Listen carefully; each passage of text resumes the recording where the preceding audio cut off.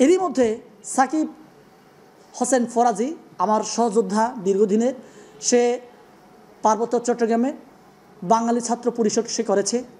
এখন বাঙালি ছাত্র পরিষদ ছেড়ে দিয়ে সে পার্বত্য চট্টগ্রামের বাঙালি ও বাঙালি সকলের পক্ষে একসাথে কাজ করার জন্য আমরা নীতিগতভাবে আমরা একমত হয়েছি এবং আমরা কাজ করছিলাম। সেই জায়গায় যখন জাতীয় নাগরিক কমিটি হয়েছে, এই জাতীয় নাগরিক কমিটিতে আমাদের পার্বত্য চট্টগ্রামের কোনো সন্তান যেহেতু ছিল না, আমরা মনে মনে খুশি হয়েছিলাম আমাদের পার্বত্য চট্টগ্রামের এক ছেলে জাতীয় নাগরিক কমিটিতে সুযোগ পেয়েছে। এটা হোক থানা কমিটি, থানা ইউনিট, তারপরেও সুযোগ পেয়েছে বলে আমরা খুশি হয়েছিলাম। কিন্তু পরবর্তীতে আমি দেখলাম যে আদিবাসী ইস্যুকে কেন্দ্র করে যে একটা মেসাকার তৈরি হয়েছে। আদিবাসী ইস্যুটা কারা এস্টাবলিশ করতে চায়? এটা একমাত্র ওরাই এস্টাবলিশ করতে চায় যারা কিনা আমাদের বাংলাদেশের সার্বভৌমকে নিয়ে যারা কিনা হুমকির মুখে ফেলতে চায়। এখন আপনারা বলতে পারেন তাহলে আমার পার্বত্য চট্টগ্রামের অনেক সুশীলরাই তো এই আদিবাসী সম্বন্ধে কথা বলছে এবং এই সমতলের অনেক বাঙালি সুশীলরা তো এই আদিবাসীর পক্ষে কথা বলছে, তাহলে এরা কি বাংলাদেশের সার্বভৌম ক্ষতি করতে চায়, ক্ষুণ্ণ করতে চায়? আমি বলবো এই আদিবাসীর পক্ষে যারাই কথা বলছে এরাই আসলে বাংলাদেশের সার্বভৌমত্বের জন্য হুমকি।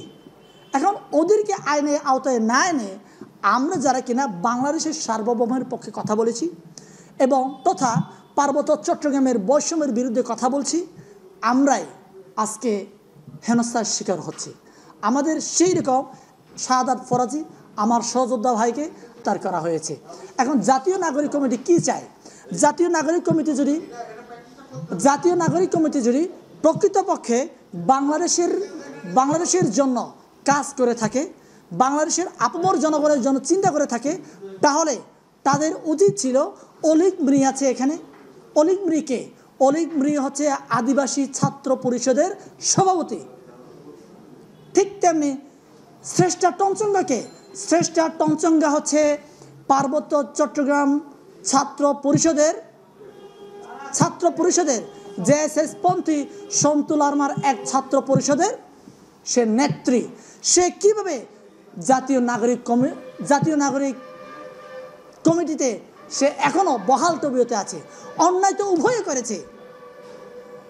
আদিবাসী ইস্যুটা যেহেতু বাংলাদেশের সরকারের কাছে অমীমাংসিত একটা ইস্যু, বাংলাদেশ সরকার যদি ডিক্লারেশন ঘোষণা করে আগামীকাল থেকে আদিবাসী সাংবিধানিকভাবে স্বীকৃতি পেল, সেক্ষেত্রে আমার কোনো আপত্তি নাই। যেহেতু বাংলাদেশের সাংবিধানিকভাবে এই আদিবাসী ইস্যুটা স্বীকৃতি না, তাহলে এই আদিবাসীর পক্ষে যারাই কথা বলেছে তারাই রাষ্ট্রদ্রোহিতার কাজ করেছে প্রকৃতপক্ষে। কিন্তু এটার পক্ষে যারা কথা বলেছে এরাই আজকে বহাল তবিয়তে উন্মুক্তভাবে ওরা চলাফেরা করছে। আর আমরা যারা বাংলাদেশের সার্বভৌমত্বের পক্ষে কথা বলতে গিয়ে আমরা এই আদিবাসীর বিপক্ষে কথা বললাম, আমরা আজকে আমার সহযোদ্ধাদেরকে আজকে হেনস্থা করা হয়েছে, গ্রেফতার করা হয়েছে, জেলখানায় আছে। আমি চাই আমার এই ভাইদেরকে বাংলাদেশের সার্বভৌম রক্ষার্থে, বাংলাদেশের মানচিত্র রক্ষার্থে এই ভাইদেরকে অচিরে উন্মুক্ত করে বাংলাদেশের রাজনীতিতে একটা ভূমিকা রাখার সুযোগ দেওয়া হোক।